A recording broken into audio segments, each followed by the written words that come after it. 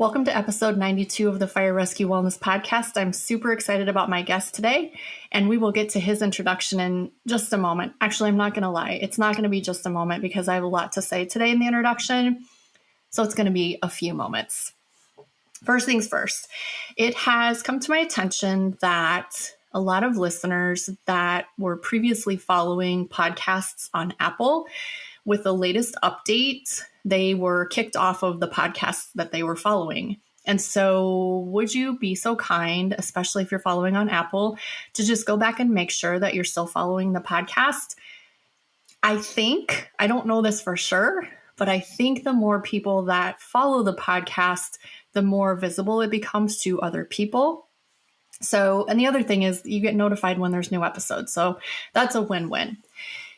If you're not following the podcast, why not? Take 5 seconds, go to the platform on which you listen and click that follow button. I'd really appreciate it. And while you're there, leave a rating and a review. I think that is also super helpful. So that's item of business number 1. Item of business number 2 is Facebook. I need to get off Facebook because it just irritates me. It brings me zero joy. I have hardly any positive interactions on Facebook, and this is my problem. I just need to get off. That's the solution. Get off of Facebook. But I had 2 separate conversations with 2 separate types of individuals recently. The first one was with a fire department administrator. And then the second one was with someone who is a health and wellness professional, and they are trying to get into the delivery of goods and services to a fire department. So let's start with the administrator. And his question was basically, we have these firefighters that are overweight and obese.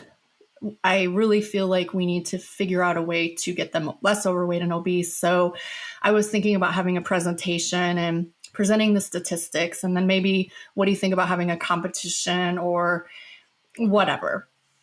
And so I weighed in and I just said, I don't think it's a great idea. People that are overweight and obese know that they're overweight and obese. And I believe that competitions scream short-term effort, and then people get on sort of the yo-yo. So we had actually some positive interaction, but I came away from it thinking why again, do fire departments not invest in professionals? Why is this an in-house DIY system?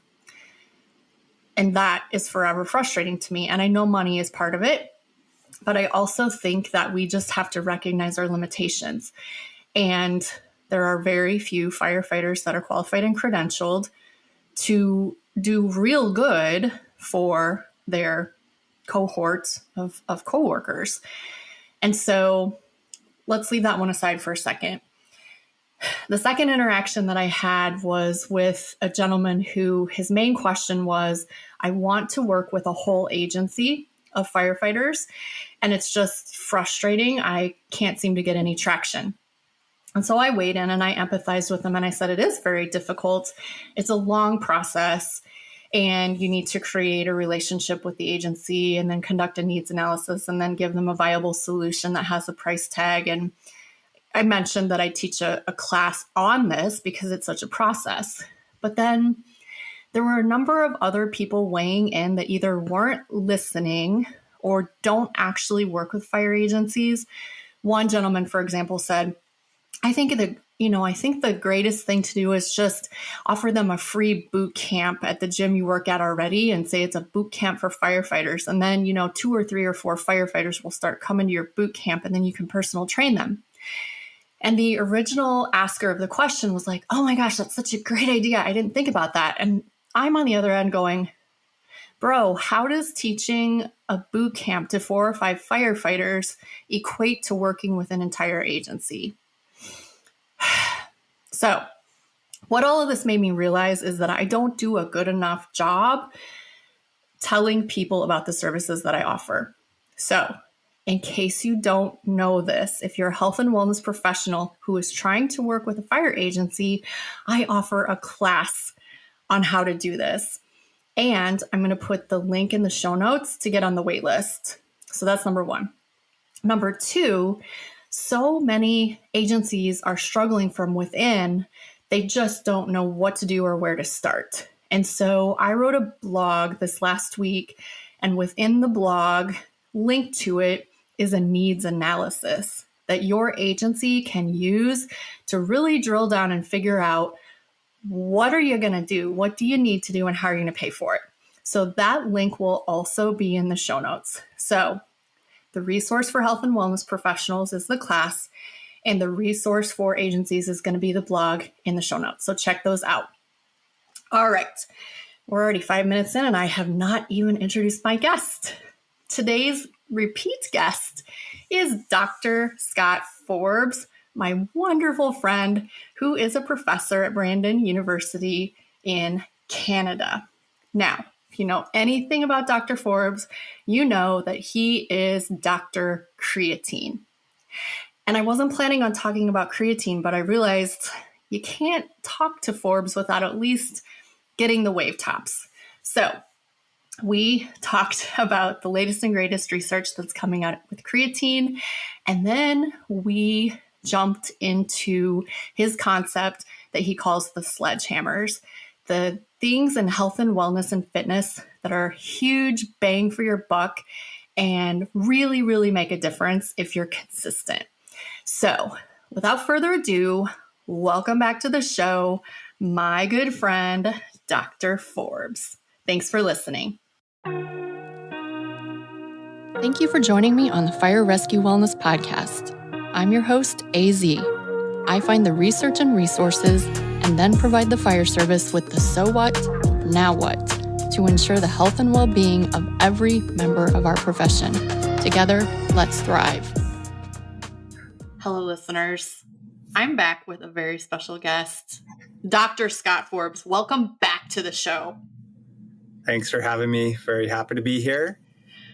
Well, I mean, I'm always happy to have conversations with Scott Forbes. I'm noticing, though, that you're in your very messy office as opposed to your fancy podcasting studio. Is that because you are so in demand and such a popular guy now? I've been pretty busy, but I'm not too sure about the high demand aspect. But yeah, it's been a pretty eventful first couple weeks of the year. So it's been great. I am pretty sure about the high demand. I've seen your travel schedule. It's nuts. Yeah, I was very fortunate last term to travel to South America a couple times. I went to Chile and Costa Rica, and then also went overseas to Italy as well. So that was pretty cool. I believe, Scott, it is Chile. Chile, right? Not Chile. I know, but I'm hungry, so that's what I'm thinking of. We got to get fancy. Question before I forget to ask you.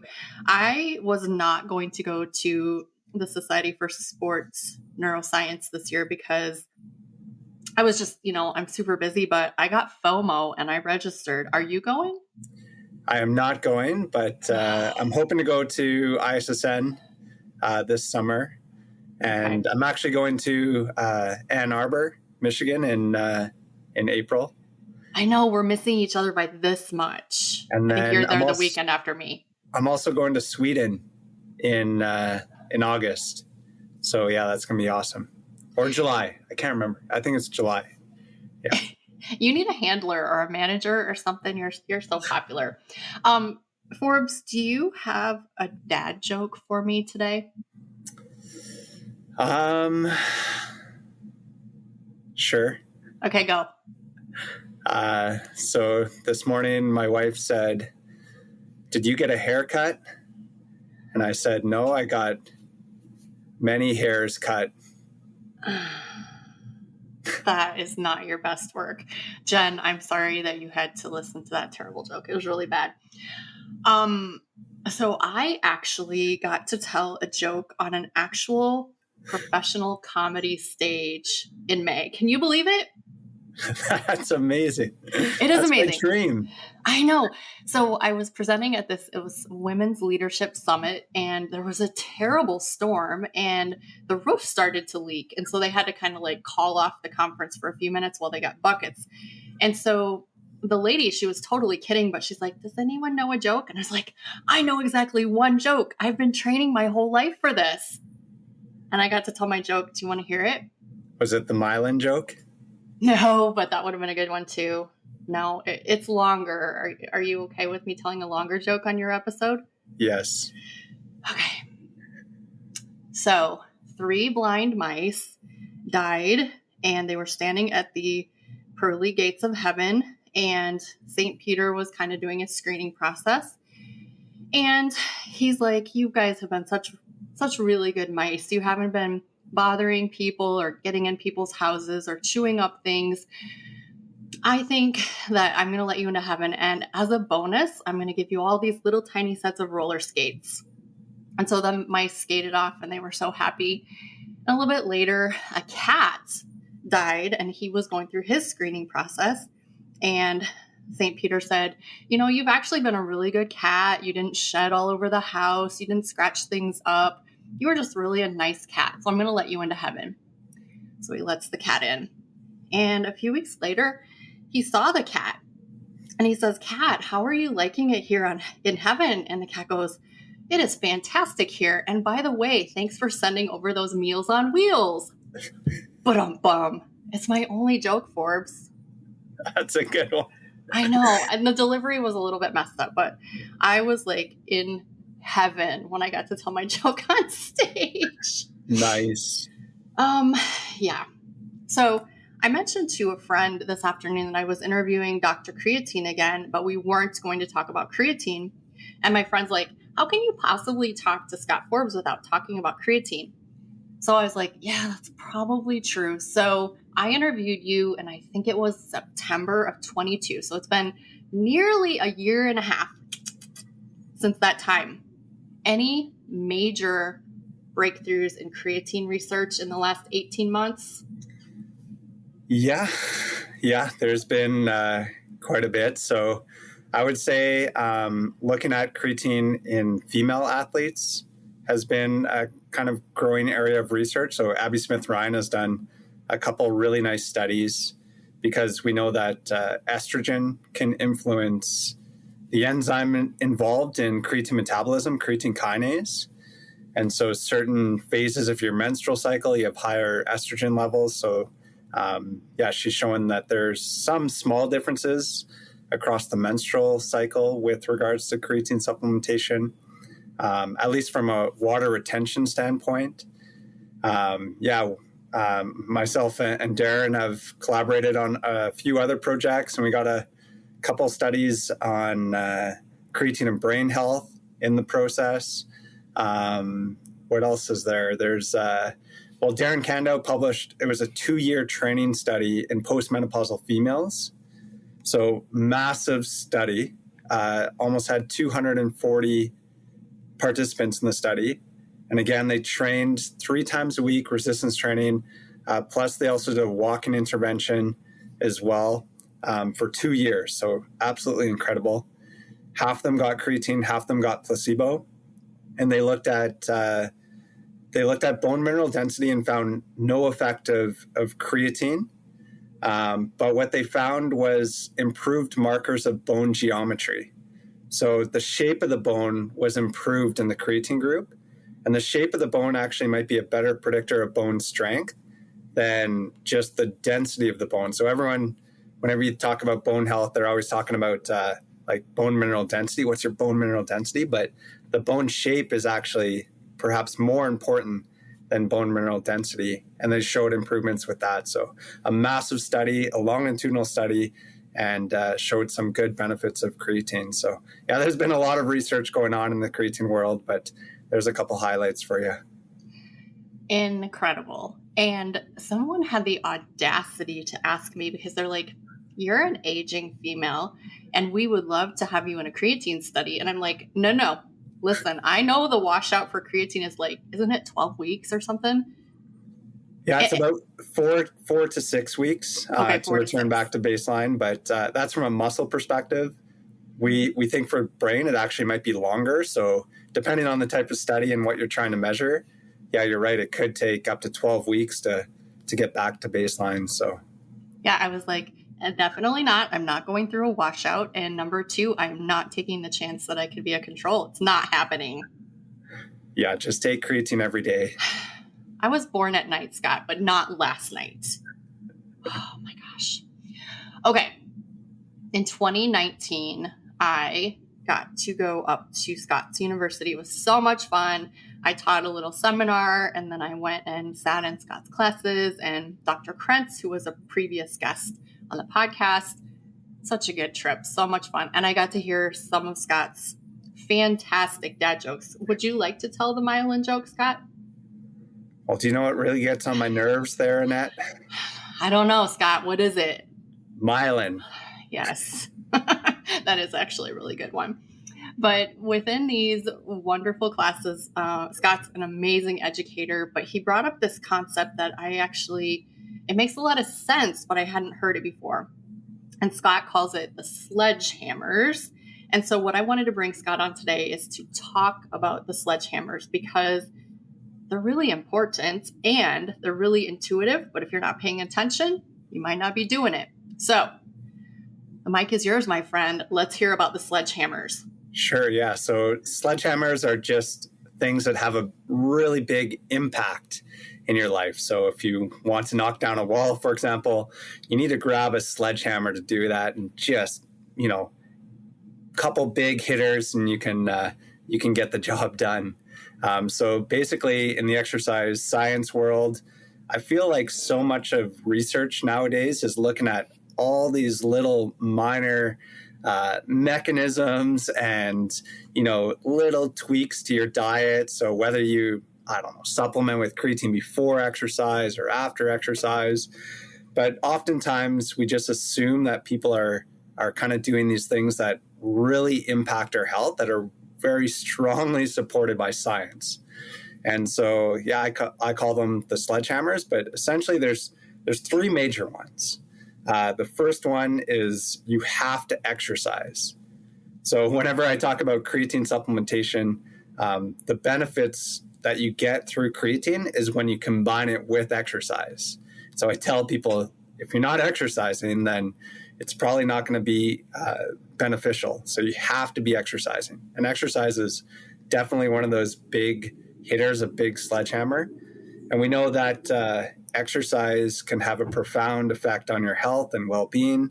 There's actually a review that was published a few years ago now. I think it was like 2015 or 2016. But it actually showed that exercise can prevent or treat 26 different chronic diseases. So it's a huge number of chronic diseases that exercise, that there's evidence to support that exercise can be a benefit for. The other kind of important sledgehammer is eating real food.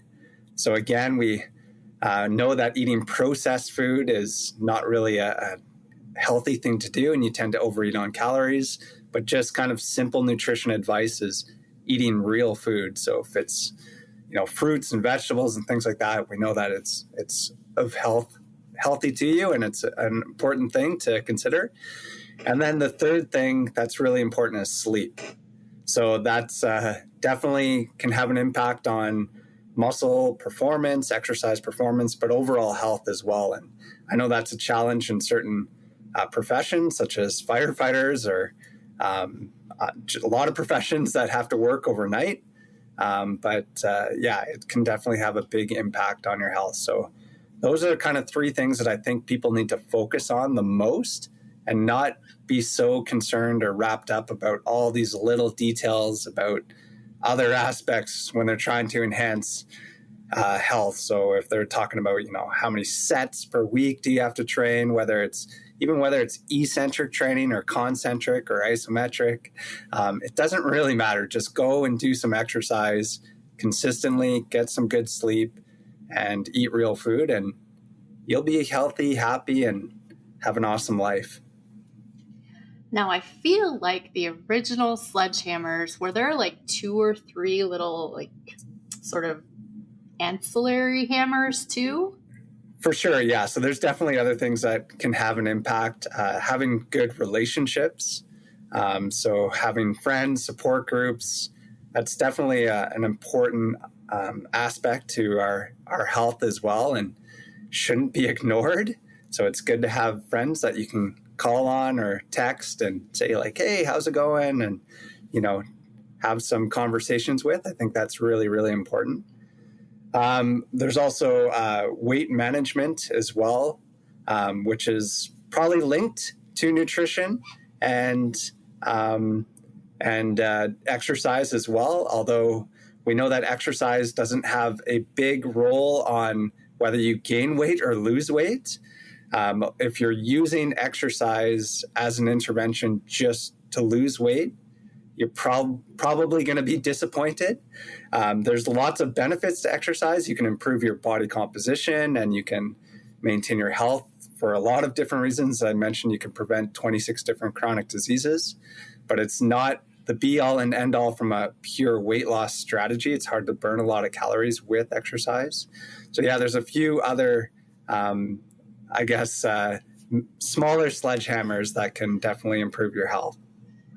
It's like the difference between the one you have to swing over your head and the one you can swing with your hand.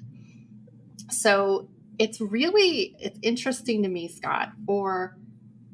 Now, granted, I put myself in a position where this was easy for me. In my former home, I had a very comprehensive gym. And so each and every day, with 95%, I would say adherence, I was doing some sort of strength training and mobility. And then I was doing my walk every damn day. And then I had to take care of my yard. And then I had, 2 giant refrigerators. And so food prep was no problem. Always had food prepped. Fast forward to like the past 18 months, I started to have severe knee pain. And then I had a knee surgery. And then I moved to a different house. Like my whole routine is disrupted. And I remember like back when in the day, quote unquote, when I was weight training every day, walking every damn day, food prepping every day, I would look at myself in the mirror and say like, meh, I'm working so hard and I'm not getting any results. And now that I'm not doing those things as reliably, I'm like, oh my gosh, like I was hitting those sledgehammers and it really does make a difference.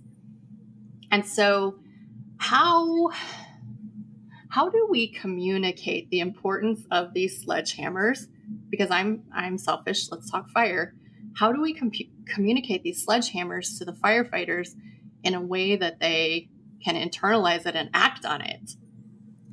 That is a phenomenal question. And that's why I went into exercise physiology, because behavior change is very, very challenging and beyond my capabilities. But I believe that is probably the most important thing kind of moving forward, is learning how to actually motivate people to change behaviors, because we know what works.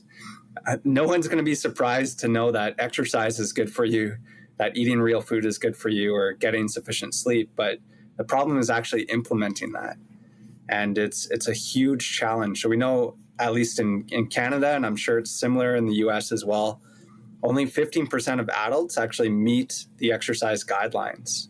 And so it's a very small proportion that are actually meeting those exercise guidelines.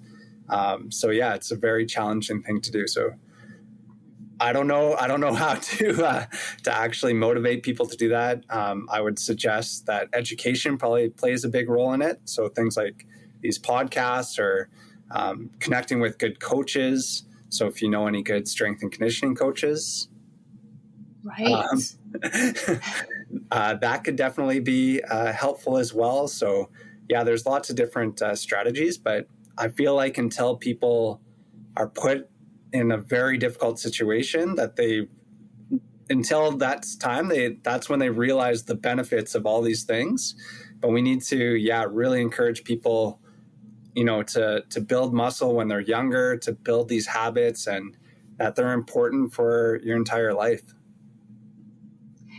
And it's really funny. I remember, again, looking at myself during that time, and I was probably, I hovered very, very strongly around like 19 or 20% body fat, which is excellent. But I would look at myself in the mirror and just be so upset that I was working so hard and I wasn't 15%. But then I look at the photographs and I'm like, oh my gosh, I looked so healthy and so lean. It's a bummer. But the other thing, I guess, either consciously or unconsciously, I set myself up for success. Many people will buy a Peloton bike and then not really use the Peloton bike or treadmill or whatever. It ends up to be where you hang your clothes. And I truly did use that gym every single day, which was a benefit. But I guess listeners, I want you to understand that even if you're striving to get better results, just taking a look at the results that you do have and acknowledging that you're doing a great job is important. Yeah, what do you think, Forbes? I think social media plays a negative role in, you look at all those images and you're like, what, how did they get so jacked or, so lean, but it's all smoke and mirrors. So you just need to, just take care of your own health and just hit those big sledgehammers and just be happy and focus on other things in life, like developing good relationships and stuff like that. So those are the things that are going to be more beneficial for you kind of moving forward and improve mental health and stuff. I think social media is really detrimental. So you got to be very cautious on what you watch on social media. There's an account out there. I can't remember. I come across it and for some reason I never follow it, but he actually points out all of the photoshopping in these influencers. And I'm like, oh my goodness, this is nuts. It's crazy. And you're getting their A roll, I guess you call it, their best side. They're not putting up the bad pictures. Oof. All right, Forbes. So the Sledgehammers are the same for the general population and for firefighters. But as you know, we struggle especially with the sleep for sure. And then the on-duty exercise and eating of real food. So I'm just going to ask you to put on your magic wizard hat right now and fix those problems for us. How are you going to do that? So let's say we're going to the grocery store and let's just say we have unlimited money. That's not true, but we have unlimited money. How can we focus on our real food and nutrition on duty, even when it's not easy? Yeah, so I think just having lots of snacks available, that's lots of fruits and vegetables. If you go to the grocery store, try not to buy the processed foods. So if you can, have apples instead of chips, for example, the apples are going to be better for you from a health perspective. So yeah, just trying to encourage kind of those more healthy foods is really, really important. It's okay to indulge sometimes and, have peanut butter or whatever it be. That's okay to do. And especially in certain situations, firefighters, they just need calories as well. So it's not like they need to, cut certain food groups out of their diets and things like that. They need calories. So they need some fat, which contains a lot of calories per gram. So it's okay to do that once in a while. But I think just trying to make small changes in your eating behavior can actually make a big difference from a health perspective over time. The exercise part is challenging because obviously you don't want to be too fatigued. So you don't want to do a really hard exercise session at a certain time in your day, because what if you get called to an emergency and you're exhausted from the exercise? But we know that even doing a little bit of exercise is hugely beneficial as well. So you don't have to walk for hours and hours.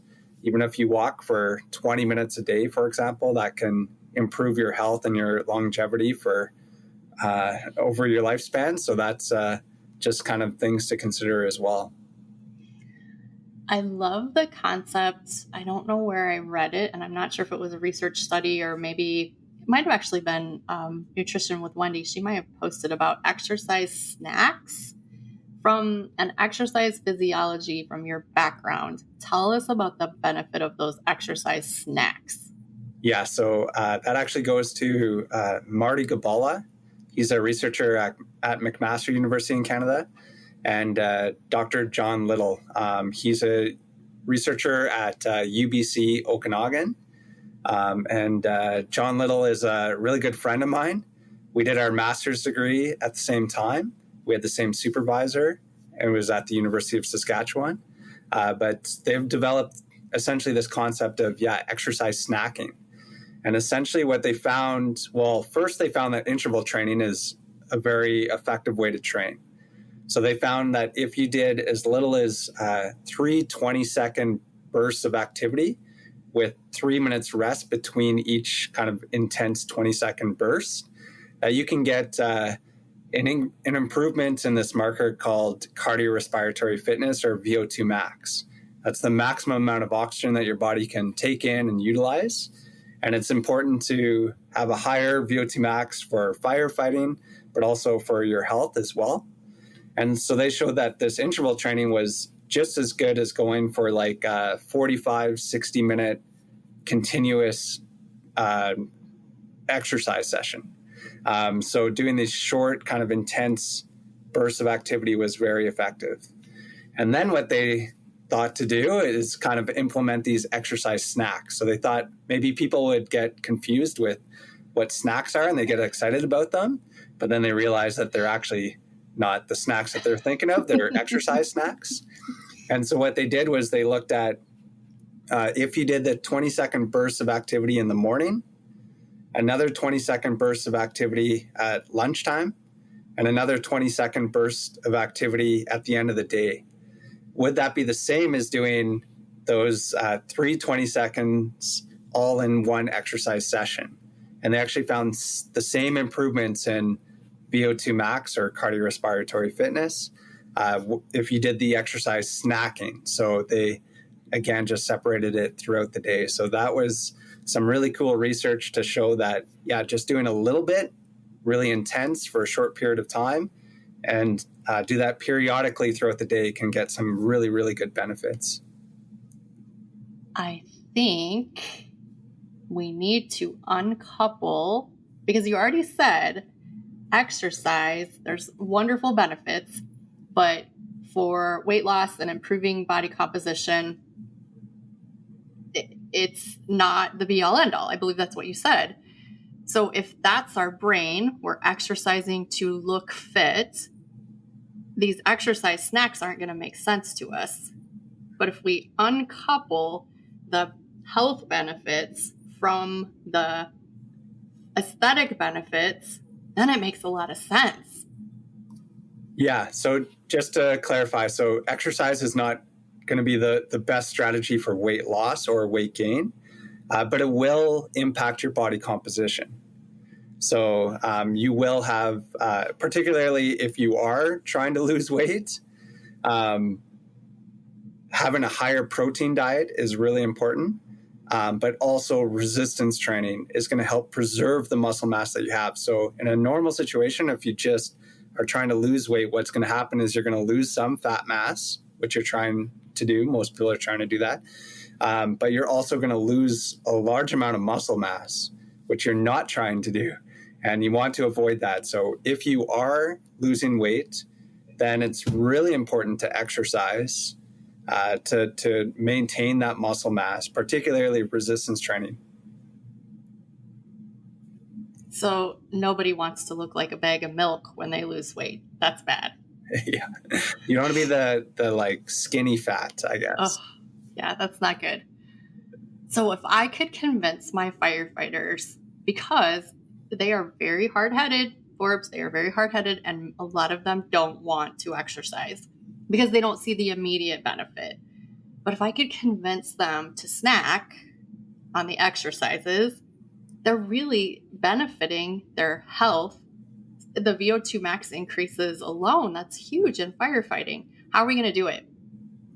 Yeah, I think that's a great strategy. So you just have to, as soon as they get to the fire hall, you can just have them run up the stairs for 20 seconds and then do that again at lunchtime and do that again at the end of the day just before they go home. So I think that's a really easy strategy. It's only 20 seconds, right? And you just got to do it a couple times throughout the day. And you can get some of those improvements in cardiorespiratory fitness. So if you can convince them that, doing 1 minute of hard exercise distributed throughout the day is possible, then I think you can convince them, and they would, I think they would do it. I think they can do it. So I think exercise snacking is a viable strategy. All right. If you do nothing else, get an exercise snack every single day. I love that.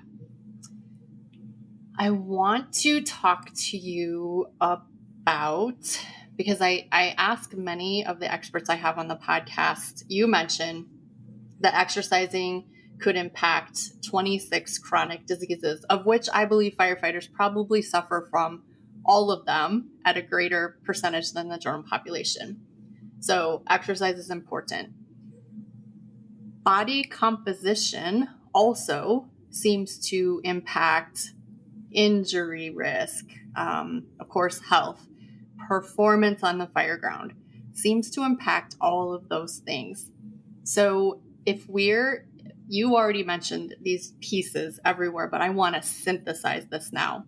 We have a firefighter who has less than optimal body composition, and in their head, they're going, I need to lose weight. I need to see the number on the scale to go down. But what you and I know is we want them to lose body fat and maintain their muscle. Talk to me about the simplest strategy that they can implement that would make sense for them. So distill it for us. Yeah. So obviously, so the most important thing, so we talked about kind of those three main sledgehammers, but actually the most important is exercise from a health perspective and from a performance perspective as well. So the most important is exercise. There's actually a really cool study. It was done in the UK where they had just over 2,000 men in the study. So it was just men. But I think the results could be extrapolated to females as well. But essentially what they did was at baseline, they looked at whether they were exercising or not, whether they're smoking or not, what their BMI was, and how much fruits and vegetables they're getting, and then also how much alcohol they're getting in their diet as well. And then 35 years later, they looked at their medical records and they found out who got heart disease, diabetes, who had a stroke, Alzheimer's, dementia, etc. And what they found was the strongest predictor of health was actually exercise. It was more important than all those other factors, which to me kind of blows my mind because we know how bad smoking is. We know how bad obesity is and having a high BMI. We know kind of the detriments of alcohol. We know all not eating enough fruits and vegetables, how bad that could be. But the strongest, the most powerful thing for your health was actually exercise. And I think that was a really cool study because, again, they looked at their medical records over 35 years, which is incredible. And again, they had over 2,000 people in that particular study. So, so exercise is the single most important thing that you can do for your health. So, I would try to encourage that individual to engage in exercise. I think that's the most important thing. And then there's kind of two different types of exercise. There's cardio and there's actually resistance training. If you're just trying to lose fat mass, cardio is actually better than resistance training. So why do I say that? And I know that a lot of people are going to be upset, particularly in the strength and conditioning world, because they're like, what? No, you got to lift weights. That's going to help you get more muscle mass, and muscle is going to burn more calories and you're going to lose more fat mass. So don't worry about cardio. Cardio is overrated. Just do strength training. But I'm working on a systematic review right now. and we've analyzed all the data, and it looks like cardio from a pure fat loss perspective is better than resistance training. But that being said, resistance training is really important to do to maintain that muscle mass. So probably you want to get this person doing both cardio, so going for walks or doing some low intensity exercise or maybe some exercise snacks if you want to do higher intensity things, but also doing some resistance training as well. And what we know is that you actually only need to lift weights about twice a week to get nearly maximum benefits. So you don't have to train 5 times a week.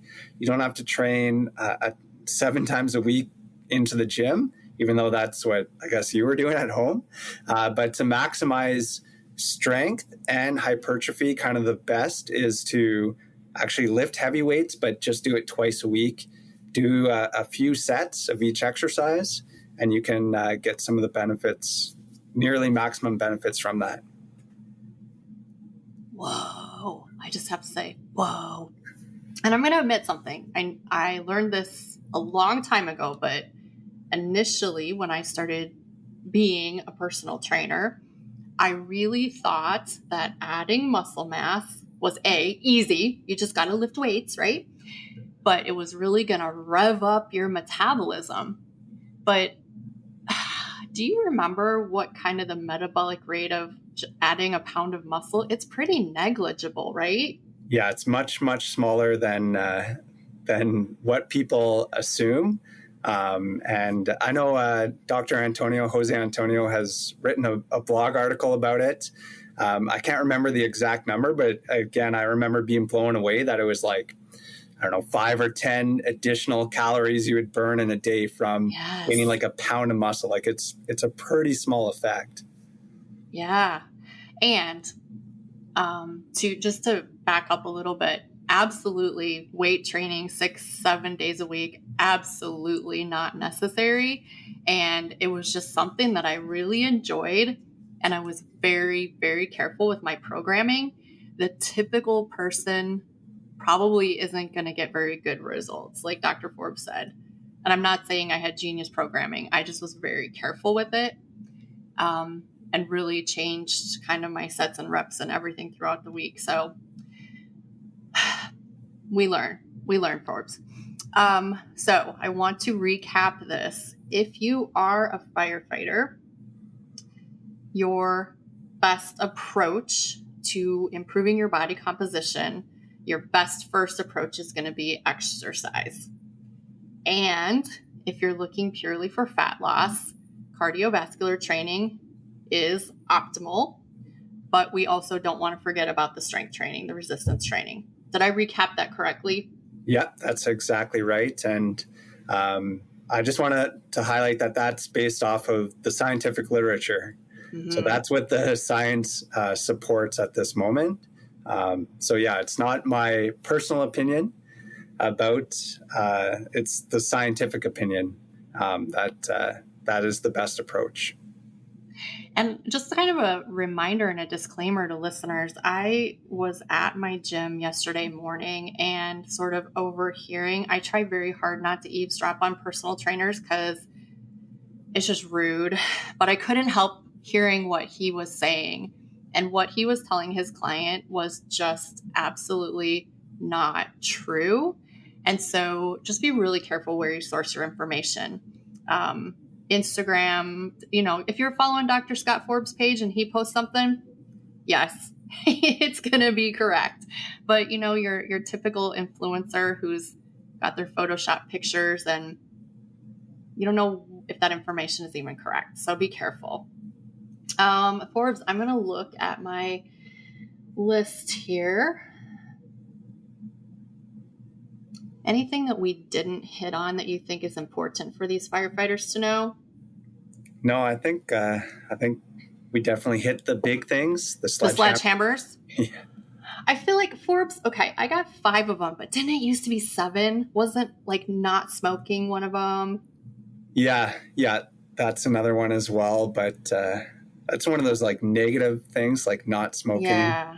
So, Yeah. and again, that's an assumption. Maybe it's a bad assumption, but I feel like smoking isn't as popular nowadays, but No. maybe for firefighters, I don't know, in certain situations to deal with stress, or I don't know if the smoking prevalence would be higher or not. But yeah, I feel like it's one of those things that we truly know. And yeah, that's kind of a negative behavior, like not smoking, I guess. I got you.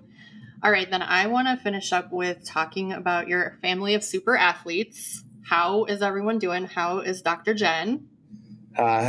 So Jen's doing well. Yeah, she is working out at home. She enjoys that. So she's been doing that with a friend. So they just get online and they work out. So you're welcome to join their workouts if you want. No. I was tricked into a Forbes family workout during COVID.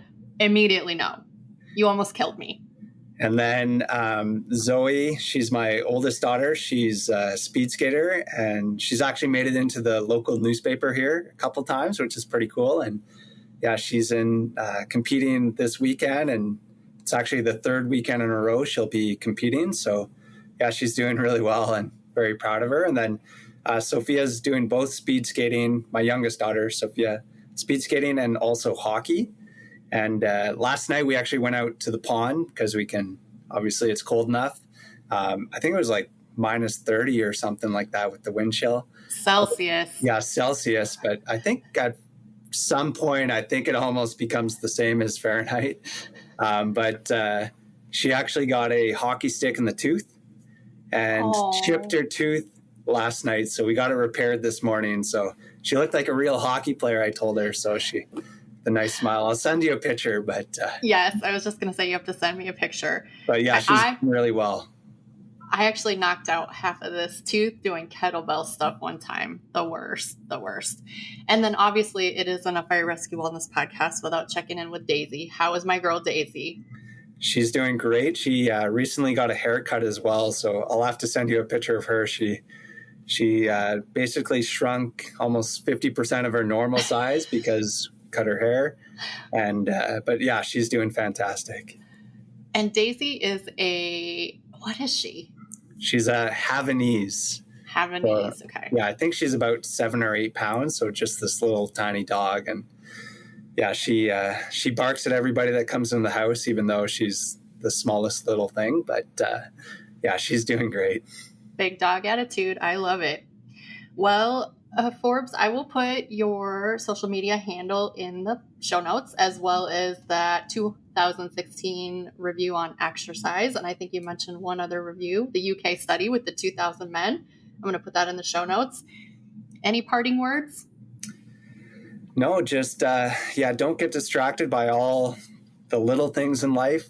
Just kind of focus on those big hitters, sleeping, eating, real food and exercising regularly, and yeah, just develop good relationships and be happy. And you heard it here from Dr. Creatine.